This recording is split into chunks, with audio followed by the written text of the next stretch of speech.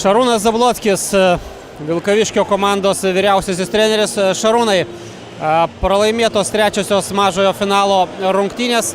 Pirmiausia, galbūt apie jų eigą.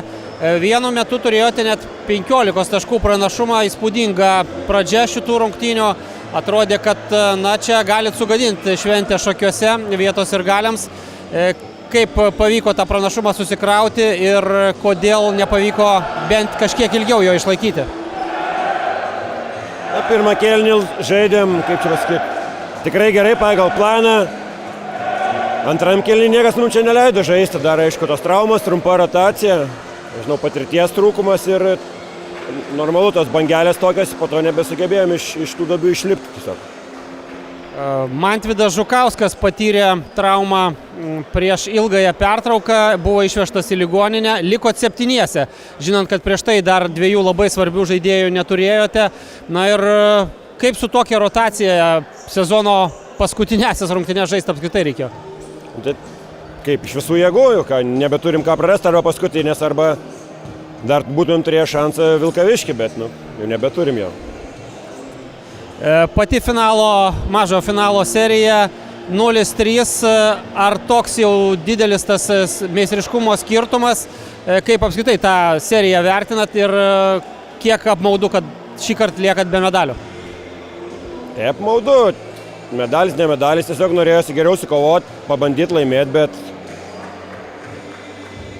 žinot, kaip pas mus dar sakau, patirties nedaug žaidėjų turi ir dar kai ta rotacija taip dėl vienokių priežasčių ar kitokių sutrumpėjo, tiesiog sunku buvo. Vytis gera komanda, ne visą reguliarų žaidė gerai ir jie žaidė savo žaidimą, nesiblaškė. Kaip žaidė visą sezoną, mes negalėjom taip žaisti, kaip žaidėm, vadinkim, gale sezono.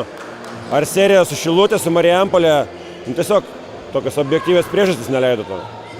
Na ir vertinant visą sezoną, pirmą kartą dalyvavote Dariaus ir Girėno taurės turnyre, ten pasiekėt finalą, užėmėt 2 vietą ir čia 2 metus paeiliui patenkat į stipriausių komandų 4 NKL pirmenybėse. Kaip vertinat šį sezoną?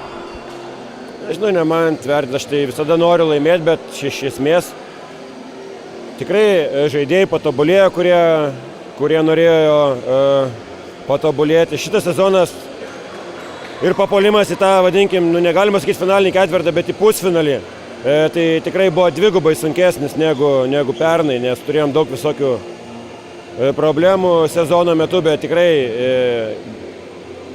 dirbdami daug išsprendėm jas visas ir iškovojom tą galimybę žaisti pusfinalį. Nepasisekė, likom 4, sakau, bet šiaip vertinu, nežinau. Dabar sunku, žinot, kažką protingai pasakyti, vis tiek dar tos emocijos. Toks liūdesys vis tiek yra. Taip.